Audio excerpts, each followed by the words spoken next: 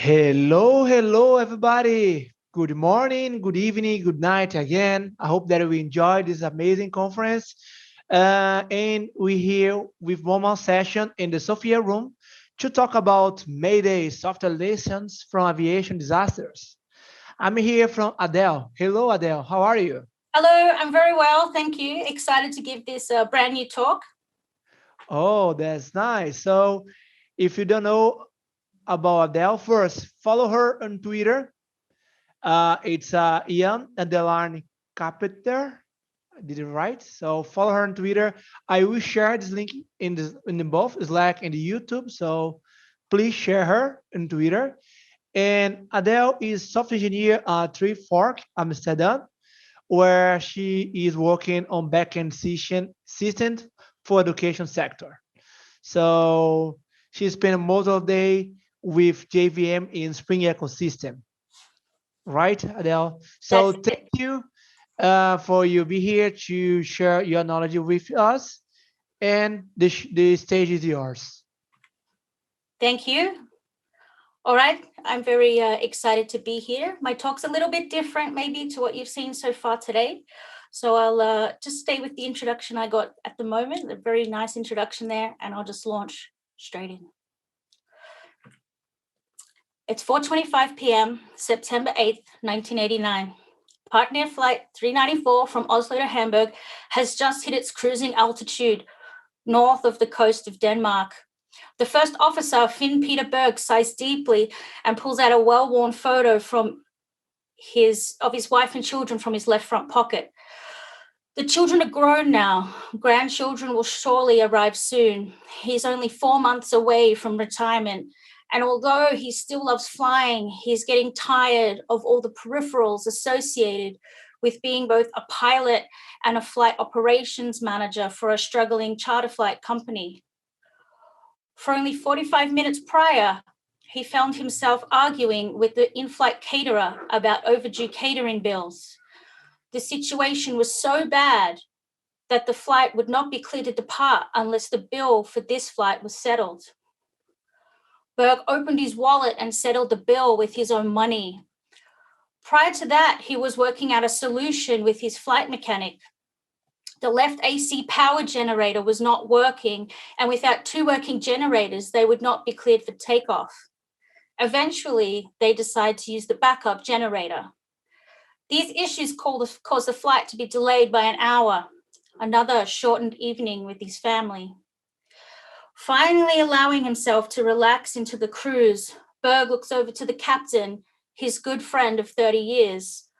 He looks back at Berg knowingly, chuckles, and rolls his eyes. Thousands of flying hours experience of peace and still stressing over the catering. The golden age of aviation is well and truly over. Berg notices another aircraft approaching at high speed between two layers of cloud. He points out and calls to the captain, "Look, it's your 11 o'clock. An F-16, the captain replies. The jet zooms overhead. In the cabin, the atmosphere is buzzing. Half of the head office staff of Norwegian shipping company Wilhelmsen are on their way to Hamburg to officially name the latest ship in the fleet, the Topaz. Spirits are high as 50 lucky winners of the trip to Hamburg enjoy the onboard service. At the back of the cabin sits 44-year-old Turid Birkeland. As a reward for 26 years of service in Wilhelmsen's office staff, she is to be the ship's godmother, which requires her to give a speech at the naming ceremony. She scribbles feverishly in her notebook, her glass of champagne dancing on the tray table. Turid stops writing for a moment and notices that the glass is still dancing. If anything, it is dancing more vigorously. She's never flown in a plane with propellers before, so assumes that to be part of the experience. Suddenly, the glass flies off the tray table and smashes into the window next to her. The nose of the plane turned violently to the right as if it were pushed. Turid feels herself being pulled toward the ceiling of the cabin, but is held in place by her seatbelt. A flight attendant in the middle of serving drinks is not so lucky. She crashes into the ceiling and looks to be badly injured. Panicked, Turid notices something out the corner of her eye. She looks out the window and sees a large piece of metal flash past the wings. Wingless, the plane accelerates rapidly downward. Within seconds, it crashes into the sea below. None of the 55 souls on board survive, leaving behind grieving families and a broken shipping company. It's July 1993, 4 years since Flight 394 went down. Lead investigator Finn Heimdall sits down at his IBM PS2 computer at the head office of the Accident Investigation Board of Norway. He opens up WordPerfect to put the finishing touches on the flight investigation report for Partnair Flight 394. He stares at the screen, his index fingers hovering above the keyboard. "Where is the C?" he mutters to himself. Normally, one of his staff writes the final report, but he wants the satisfaction of wrapping this one up. Plus, his computer skills could use some work. "There it is," he says with relief. He finishes typing his current train of thought. Finn sits back in his chair, takes a deep breath, and stretches his arms overhead.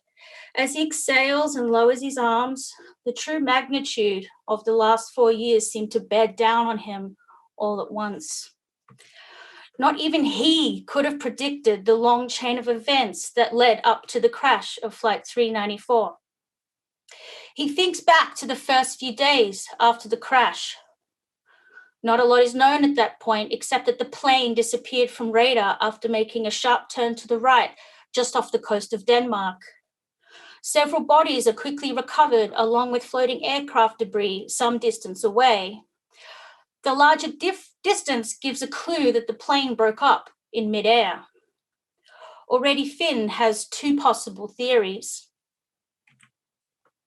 He knows about the F-16 spotted in the area just before the crash. Could a sonic boom of the jet cause the plane to disintegrate midair? And less than a year ago, Pan Am Flight 103 was shot down over Lockerbie, Scotland. Did an act of terror bring the plane down? Both theories are compelling enough for the media to circulate them widely. Their readers want answers just as keenly as the victims' families, or at least it appears so. Finn and his team get to work analyzing the debris field on the sea floor. After a few days, they have a detailed map. Sure enough, the tail is far away from the main wreckage. Both theories are still possible. Not long after this discovery, and following intense media pressure, the military presents an affidavit from the F-16 pilot. He swears that he was flying at least 1,000 feet away from Flight 394, and therefore any sonic boom could not have impacted the flight. This, being Denmark, is enough to assure the public and Finn that the military was not involved. A bomb or missile strike in the rear of the plane looks increasingly likely. Emotions are running high. Finn sends parts of the wreckage for analysis for explosive residue, a logical next step given the evidence that he has so far. His hands tremble slightly as he opens the envelope. His worst fears appear confirmed. There are traces of explosive residue on the aircraft. The media managed to get a copy of this report as well. They are certain terrorists did this.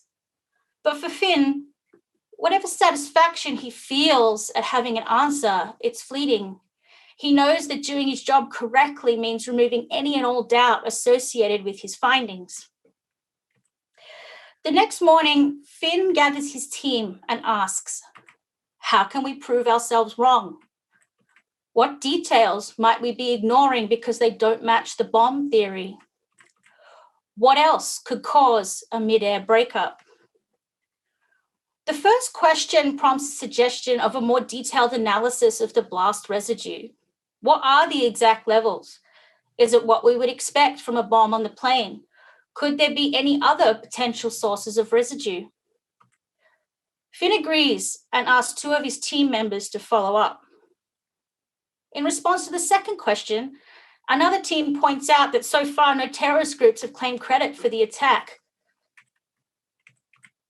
If terrorists did this, they would likely claim credit. And with countless possibilities for the third, the best bet to reduce the scope is the black box, which is almost ready for analysis. Further examination of the blast residue on the wreckage reveals that the quantities present are simply too small to have been caused by an explosion on board the aircraft. In fact, the difference is orders of magnitude. The bomb theory is looking less likely. But that still leaves the question, if not from a bomb, then what? Eventually, Finn and his team determined that the residue likely came from the seafloor. Historically, many bullet battles had been fought off the coast of Denmark, and residue was likely from old ammunition and weapons that drifted down from the surface. Thanks to the commitment of Finn and his team to finding the root cause of the crash, the victims' families are one step closer to getting answers. They might feel angry at having to wait and scream, "Fake news!" But Finn's discipline in questioning himself and his team thoroughly and ruthlessly, in my opinion, is to be admired. The temptation to blame terrorists in the face of intense pressure would be too real. And in software engineering, unlike air crash investigations, we don't often have the priority or luxury of vast resources to find the root cause of a problem. But we still face the pressure from external sources such as managers or customers to find a solution to a pressing technical issue. And we face the temptation to implement the first solution that fits. In those moments, we can take a leaf out of Finn's book when we have a compelling theory by questioning ourselves. How can I prove myself wrong? What details might I be ignoring because it doesn't fit with my theory or solution? What else could cause this issue or situation? These are also great questions to throw into meetings when you maybe feel a little bit out of your depth but want to help your team, or if you just want to sound smart. Okay, so we're back in Norway. Finn and his team have just ruled out 2 potential causes of the crash and are low on leads. Thankfully, the black box is ready for analysis, which, despite its name, is orange and contains not 1, but 2 recording devices. The creatively named cockpit voice recorder and flight data recorder. Unfortunately, the voice recorder is a dead end. There is some pre-flight discussion recorded, including the first officer complaining about having to pay the catering bill. But as the engines power up, the recording mysteriously stops. That leaves the data recorder, which is not exactly a dead end. It's just plain baffling. This is an older mechanical recorder in which a needle moves up and down on a metal tape, as you can see in the image here. It's got a metal stylus and a metallic sheet which runs through, similar to the seismographs for an earthquake. But that's not the baffling part, because Finn has seen these before. The baffling part is that there's a double line for the altitude reading, both immediately before the crash and intermittently in several of the flights before. A double line like the one you can see here in this image is highly unusual. So unusual, in fact, that Finn needs to send the data recorder to the manufacturer in the US, who in turn needs to call an expert out of retirement in order to get an explanation. The retired expert says that the double line is caused by a severe vibration, a vibration much greater than expected in a normal flight. Finn starts looking for potential causes. His first stop is the lab where the wreckage is being reconstructed. As you can see from these photos, it is a painstaking process putting the aircraft back together piece by piece. But Finn knows that the wreckage can tell you a lot, especially when the black box leaves you little to go on. So he meets with the team and learns that they are focusing all of their attention on the tail and the APU, or a lot of their attention. So most aircraft have an auxiliary power unit, or APU. The APU is used to provide power while on the ground before the engines are started up. It's usually located at the back of the aircraft and is not designed to operate in flight unless there's an emergency. For example, the lights go out and there's no other way to power them. It's also the reason why it can feel a little bit warm when you first board an aircraft. The reconstruction team have found evidence that the APU was in operation during the flight. The backup generator the pilot and engineer decided to use was actually not really a backup generator. It was an undocumented feature of the APU. And not only was it running during the flight, one of the struts or rods attaching it to the aircraft was broken. So maybe the maintenance records can provide some clues. Finn asked his team to focus their attention on the tail while reviewing them. They find that one of the bolts connecting the tail to the fuselage was replaced only weeks before the crash. Finn checks back in with the reconstruction team. And these are actual photos from this crash as well. And you can see the tail there in the right-hand picture. So what Finn and the reconstruction team uncover is a scandal that goes all the way to the White House. Wow, the flying White House, Air Force One. President Clinton has just taken office, which is kind of fitting given the scandals that followed him throughout his presidency. He's not directly to blame for this one, though. 1993, Finn reaches into the bottom drawer of his desk and he pulls out a dusty bottle of aquavit and a small glass, a tradition of his to celebrate the conclusion of an investigation and commemorate the victims. He takes a small step, pauses for a silent moment, and describes what happened one index finger at a time. The crash was caused by a loss of control due to the destruction of the tail. The destruction was caused by a long chain of factors resulting in a resonant vibration. The replacement of one of the bolts connecting the vertical fin to the fuselage 2 weeks before the crash altered the natural frequency of the tail section. Eventually, the frequency of the tail matched that of the running APU connected to a broken strut of poor quality and unknown origin. The resulting vibration grew in amplitude until it shook the tail section so hard that the bolts holding the fin to the fuselage sheared off, breaking the plane into two pieces. Without the stabilizing effect of the tail, the plane turned sharply and rolled out of the sky. Inspection of the sheared bolts showed that 3 of the 4 were not of the specified hardness and tensile strength. Further investigation showed that these bolts were counterfeit.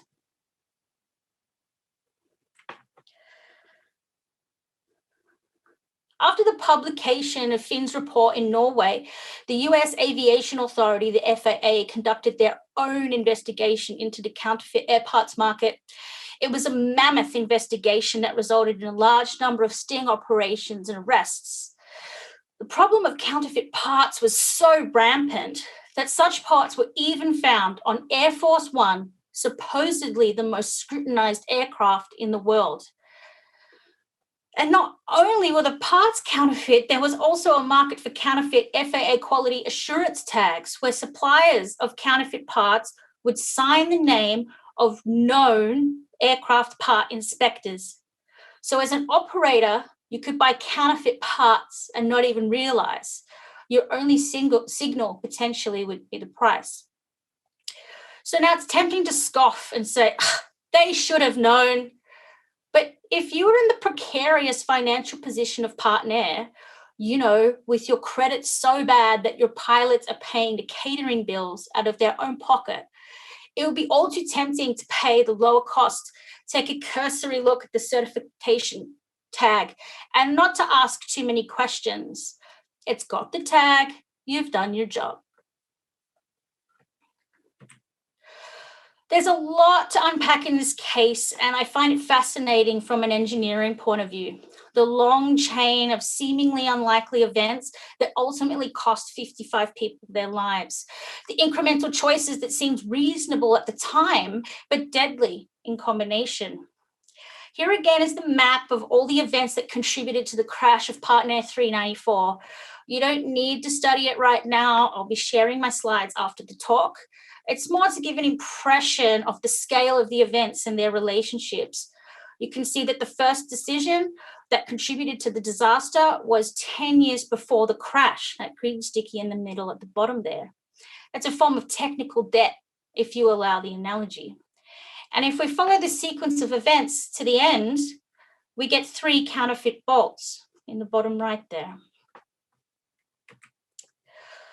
So in my role as a software engineer, I work with open source software on the JVM. So by strict definition, you could argue counterfeit isn't really possible. The original source code is available for download. No need to make an illegal copy of it. But what about code snippets that we copy and paste into our code base? Again, we scoff and say that everyone knows that Stack Overflow is just a suggestion, and we shouldn't blindly copy paste from it. But what about other sources of code snippets? Documentation, blogs, GitHub, community forums, conference slides.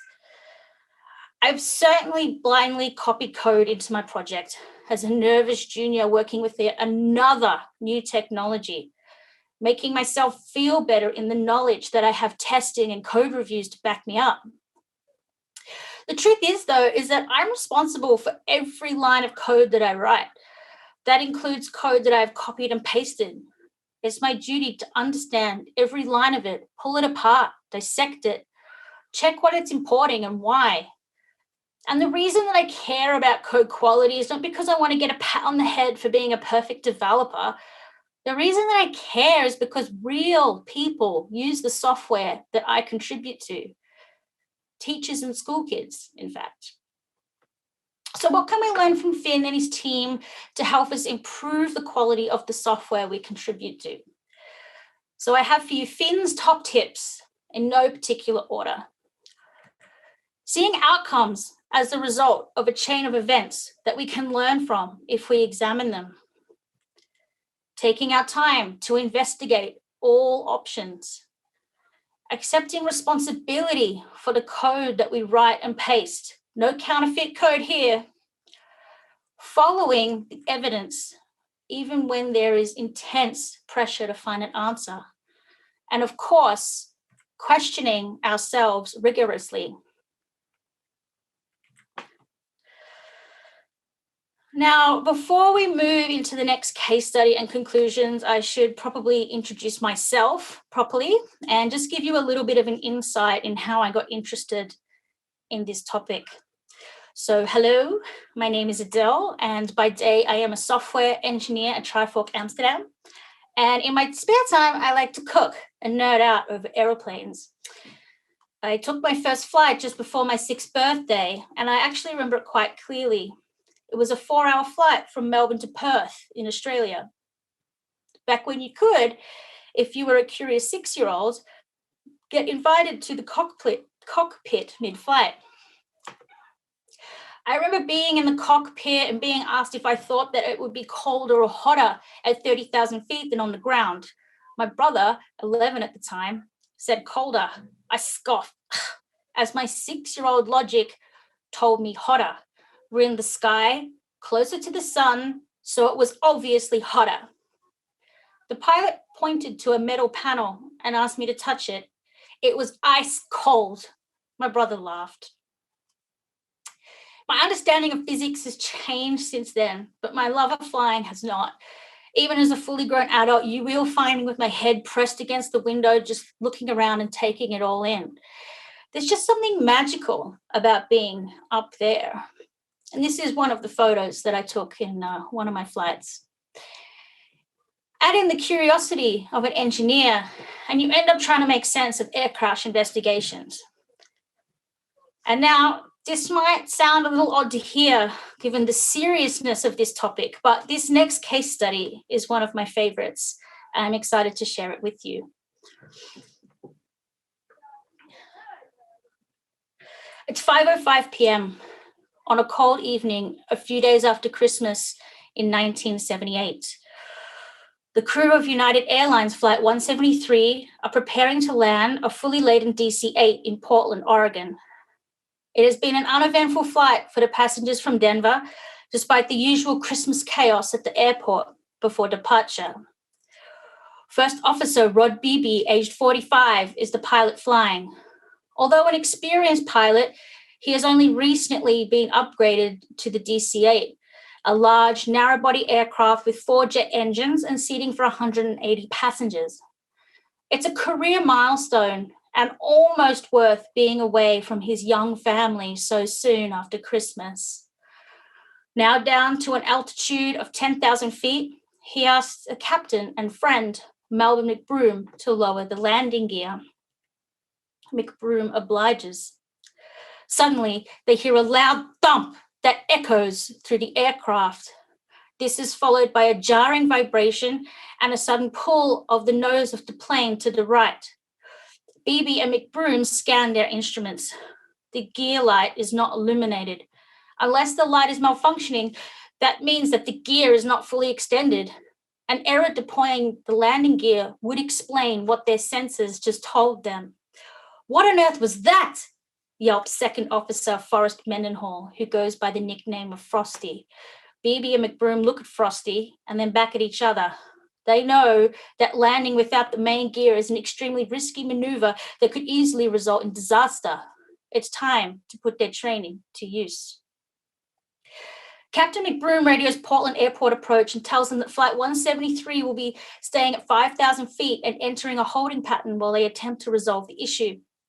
They'll keep the speed steady at 170 knots. "We've got a gear problem. We'll let you know."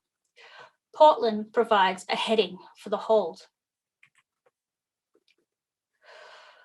Over the next 25 minutes, the 3 men discuss and accomplish all relevant emergency and precautionary actions in an effort to reassure themselves that the gear is in fact down and locked.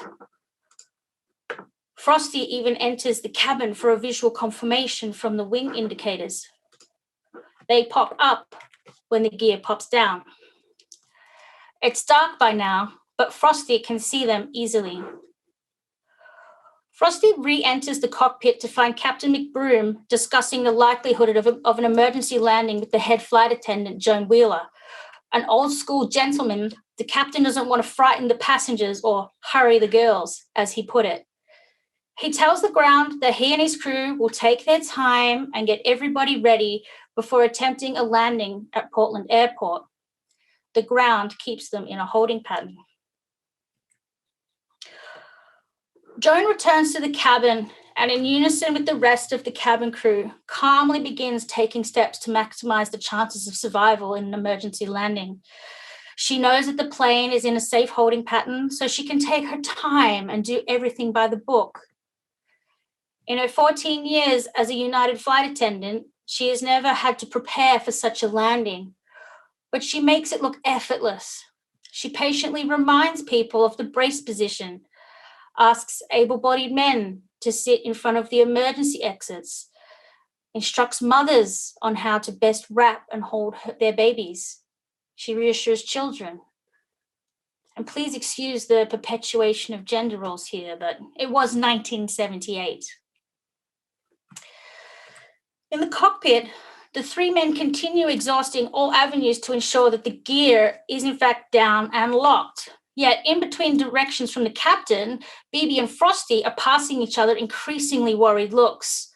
It's now 5:55 p.m. and Flight 173 has been in a holding pattern at low altitude with the gear down for 50 minutes, 50 minutes. Beebe asks Frosty how much fuel is remaining. Frosty stutters 4,000 pounds, 1 in each tank. Beebe does some quick math. At the current burn rate, they might have enough for 18 minutes. At that moment, the approach tower advises the next heading. It's toward the airport. Beebe breathes a quick sigh of relief. Surely we're going in now. The captain, still focused on the gear, asks Frosty to do yet another sweep of the cabin to check how things are going.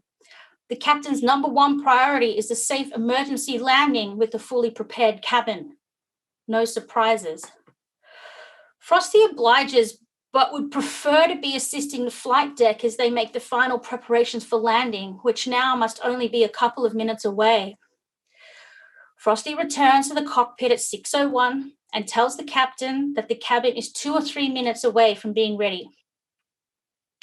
But at that moment, he feels the plane bank to the left, away from the airport. Shit, he thinks to himself, another hold. Before he can say anything, the captain asks about the welfare of the passengers. How are they doing? Oh, they're pretty calm and cool. Some are more anxious than others. I did my best to reassure them while I was back there. The captain replies, okay, well, 2 minutes before landing, about 4 miles out, pick up the mic and tell them to assume the brace position. Aye, aye. Frosty takes the opportunity to gently remind the captain of the fuel situation. You know, we got 3,000 pounds of fuel left, and that's it. That equates to about 13 minutes. Without flinching, the captain advises Frosty on what to do if the gear collapses on landing. 4 more minutes passed. The captain sucks Frosty and BB into further conversation about the emergency landing and whether the gear is down or not. Joan enters the cockpit and announces, well, I think we're ready. The captain acknowledges and advises that they will be landing in about 5 minutes. While the captain wraps up the final details with Joan, BB addresses Frosty. Hey, buddy, I think you just lost number 4 engine. Joan thanks the captain and leaves the cockpit. Buddy, BB continues, I think you just lost an engine. This time, the captain is listening and he seems surprised. Why did we lose the engine? BB utters just one word, the concern on his face, clear as day. Fuel. It's now 6:07 and finally, the captain asks for heading back towards the airport. The plane starts banking to the left. Engine number 3 stops. The official term is a flameout. Now the fuel situation has the captain's attention. He asks Frosty to open the crossfeeds. This allows whatever fuel is left to power the 2 remaining engines. The captain insists that the tank that was feeding engine number 3 must still have 1,000 pounds of fuel. Tensions heighten as the captain keeps barking at Frosty about the crossfeeds and the extra 1,000 pounds of fuel that doesn't exist. At 6:09, the captain asks Portland approach for a final heading toward the airport. He does not convey the seriousness of the situation. The airport still expects a landing where the gear might collapse. Emergency services are there standing by. He follows up by asking how many miles left they have to fly. The response is 18 nautical miles. That's about 6.5 minutes. They have 5 minutes of fuel left, tops.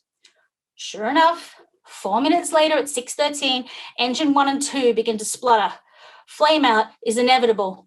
Finally, the captain declares a mayday. Within seconds, the plane clips a tree and then another before plowing into some power distribution cables. The plane slows as the wires stretch before crashing into 2 unoccupied homes and coming to rest in a field. There is no fire.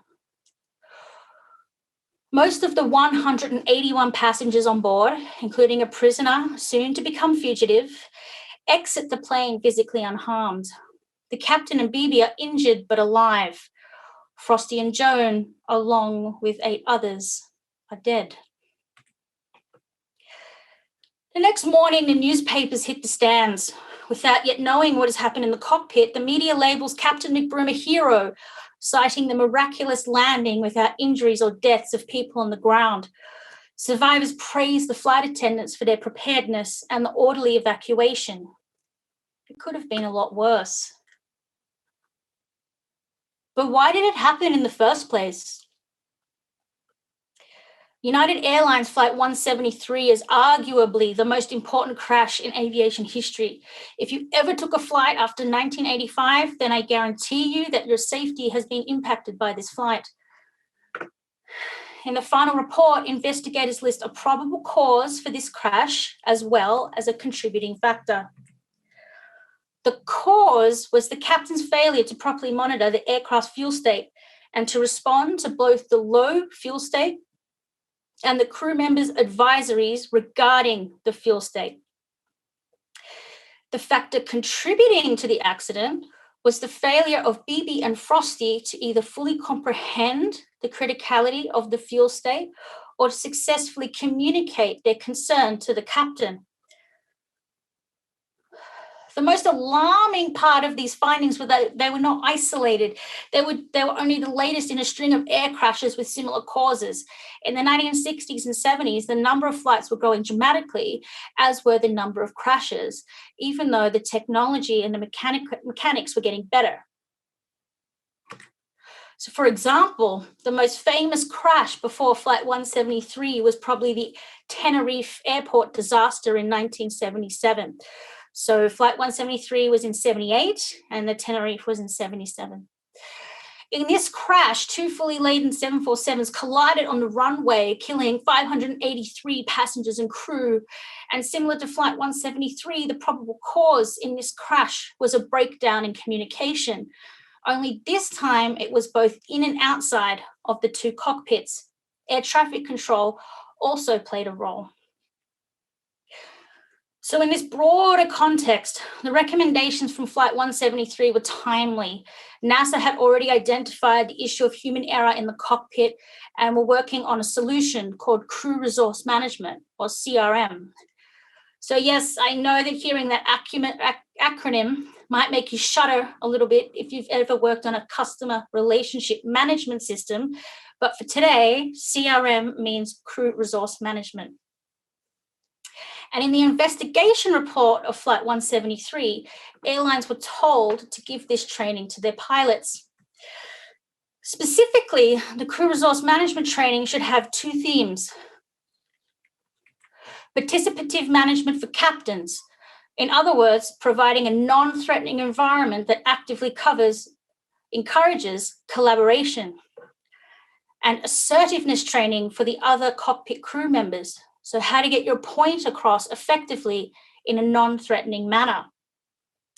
In modern organizational terms, you could summarize it as ensuring psychological safety in the cockpit, which I find really interesting as this recommendation predates the term psychological safety by about 20 years. What's also really interesting is the emphasis on the assertiveness of the co-pilots. So it's not just the responsibility of the captain to provide a safe space, it's the other crew members also taking responsibility for how their message or advice is received.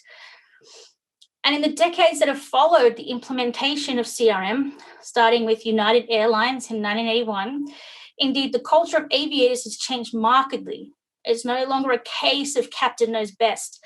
Every young pilot knows, no matter their experience level, that they not only have the right, they have the responsibility to speak up when something's not right. You could argue that in software, the stakes aren't as high as human lives. But what if your failure to speak up sparks a chain of events that results in a data breach, loss of faith with a major customer, or worse, a loss of faith in yourself? Of course, being prepared to speak up is different from knowing when to speak up. How can you better tell if things are wrong or require further examination? That decisions are being made that ignore key evidence. We already got some tips from Finn and the team in Norway, but what about Captain McBroom? He can teach us a lot about situational awareness, a fundamental concept for aviators. Put simply, situational awareness is knowing what's going on around you. In the case study, we saw Captain McBroom getting increasingly fixated on the landing gear issue, which left him unable to process the criticality of the fuel situation. He had lost his situational awareness. And if you are the proud owner of a human brain, it's easy to lose your situational awareness. So, for example, have you ever dived into an issue so deep and got caught in the technical wonder that you lost sight of what the problem was in the first place? Or were you so focused on getting to your destination on time that you failed to notice what a beautiful day it is? As an engineer, if you fail to maintain awareness of your situation, you end up with a perfectly engineered feature that nobody wants, or a hot fix for a small ordering issue that leaves your app unable to process payments. So, how can we maintain situational awareness in our roles as software professionals? This is a list that I've adopted from crew resource management training, interpreted in the software engineering context. I won't bore you with reading the slide out to you, but I'll give you the highlights and make the slides available after this session. So you can maintain your situational awareness by considering the impact of stress and your workload on your performance, having an appreciation of the automation and abstractions present, paying attention to and meeting your physiological needs, recognizing that you carry around preconceptions and bias wherever you go, and being aware of your limitations and communicating them when relevant. And crucially, maintaining situational awareness does not have to be a solo endeavor. By encouraging an environment where everyone can speak up, share their knowledge, and challenge ideas, then you lift the situational awareness of your team, an organization, your crew. And this, as is already known in aviation, leads to better decision-making and better results. Thank you. Whoa, thank you, Adele. That was great presentation. By the way, right now, everybody, you have opportunity to file your question. So if you want to file your question, that's time to let me know. I'm checking here in both sides, so I can check on Slack channel and also YouTube channel. Um, One moment here, let me check in Sophia. Okay, Jolito said Crash Michigan is a great show. Congratulations, Adele. So thank you, Jolito, for the feedback. Yes, I enjoy a lot as well. I love that show. I mean, that's part of the reason why I got interested in this as well. You know, reruns on National Geographic, brilliant show. That's what inspired me. Okay. A couple of congratulations for your presentations. Amazing. Various claps to you. Is there any question? Give once. Is there any question? Give twice. So thank you, Adele. Please share your slide in our Slack channel. Absolutely. And you can tweet me. So I will share the slides. You can tweet me. It's IM_Carpenter. I will be in the Slack channel. So if there's something that came up that you didn't quite, get a moment to phrase your question right, I'm in the Slack. Even in the next few days, you can hit me up and I'll answer you there. Even if it's something trivial, like what your favorite aircraft is or airline, or do you have any other favorite crashes, then happy to talk. Okay, thank you, Adele. So several good talk, amazing. Yeah, that was amazing one. Okay, Adele. Hopefully see you soon and hopefully see you physically. Yes, I really look forward to it next year. Bye. All right, bye-bye.